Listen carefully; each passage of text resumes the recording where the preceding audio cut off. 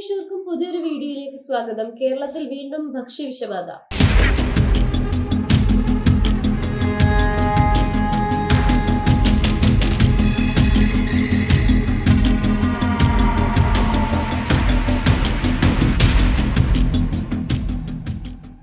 തൃശൂർ പെരിങ്ങനത്ത് സെയിൻ ഹോട്ടലിൽ നിന്നും കുഴിമന്തി കഴിച്ചവർക്കാണ് ഭക്ഷ്യവിഷബാധ ഏറ്റത്.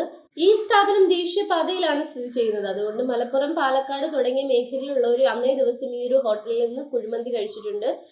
റിപ്പോർട്ടുകൾ പ്രകാരം മലപ്പുറത്തും പാലക്കാടും ഉള്ളവർക്കും ഭക്ഷ്യവിഷബാധ ഏറ്റിരിക്കുന്നു. ആദ്യഘട്ടത്തിൽ ചികിത്സ നേടിയത് 21 പേരാണെങ്കിൽ പിന്നെ അത് 180ലേക്ക് ഉയർന്നു. ശനിയാഴ്ചയായിരുന്നു ഈ ഒരു സംഭവം നടന്നത്. ശനിയാഴ്ച സെയിൻ ഹോട്ടലിൽ നിന്നും കുഴിമന്തി കഴിച്ചവർക്ക് വൈകുന്നേരം ആയപ്പോഴത്തേക്കും ഛർദി, വയറിളക്കം തുടങ്ങിയ ശാരീരിക അസ്വസ്ഥതകൾ മൂലം ആശുപത്രിയിലേക്ക് പ്രവേശിപ്പിക്കുകയായിരുന്നു. പെരിങ്ങനം സ്വദേശി ഉസൈബിയാണ് മരിച്ചത്. ശനിയാഴ്ച ഉസൈബിയും കുടുംബാംഗങ്ങളും സെയിൻ ഹോട്ടലിലെത്തി കുഴിമന്തി പാഴ്സൽ മേടിക്കുകയായിരുന്നു. വൈകിട്ട് വീട്ടിലെത്തിയതിനു ശേഷമാണ് ഉസൈബിയും കുടുംബാംഗങ്ങളും കുഴിമന്തി കഴിച്ചത്. തുടർന്ന് കുടുംബാംഗങ്ങൾക്ക് ശാരീരിക അസ്വസ്ഥത മൂലം ആശുപത്രിയിൽ പ്രവേശിപ്പിച്ചെങ്കിലും ഉസൈബിക്ക് കാര്യമായ പ്രശ്നങ്ങളൊന്നുമില്ലായിരുന്നു. ഉസൈബിയെ തൊട്ടടുത്തുള്ള പ്രാഥമിക ആരോഗ്യ കേന്ദ്രത്തിൽ എത്തിച്ചെങ്കിലും കാര്യത്തിന്റെ ഗൗരവം മനസ്സിലാക്കിയ ഡോക്ടർമാർ ഉസൈബിയെ തൃശൂർ മെഡിക്കൽ കോളേജിലേക്ക് റെഫർ ചെയ്യുകയായിരുന്നു.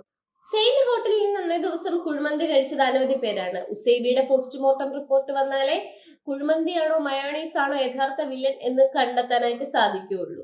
സംസ്ഥാനത്ത് 1 വർഷം മുന്നേ പച്ചമുട്ട ഉപയോഗിച്ച് മയോണൈസ് ഉണ്ടാക്കുന്നത് നിരോധിച്ചിരുന്നു. കാരണം പച്ചമുട്ട ഉപയോഗിച്ച് മയോണൈസ് ഉണ്ടാക്കുമ്പോൾ അത് കൃത്യമായി സൂക്ഷിച്ചില്ലെങ്കിൽ വിഷത്തിന്റെ അളവിലേക്ക് അതെത്തും എന്ന് പഠനങ്ങൾ കണ്ടുപിടിച്ചതോടെയാണ് പച്ചമുട്ട ഉപയോഗിച്ച് മയോണൈസ് നിർമ്മിക്കുന്നത് നിർത്തലാക്കിയത്. ഇപ്പോഴത്തെ ഭക്ഷണപ്രിയരുടെ ഇഷ്ടപ്പെട്ട വിഭവങ്ങളാണ് ഷവർമയും കുഴിമന്തിയും അൽഫാമും അതിനോടൊപ്പം ലഭിക്കുന്ന മയോണൈസും.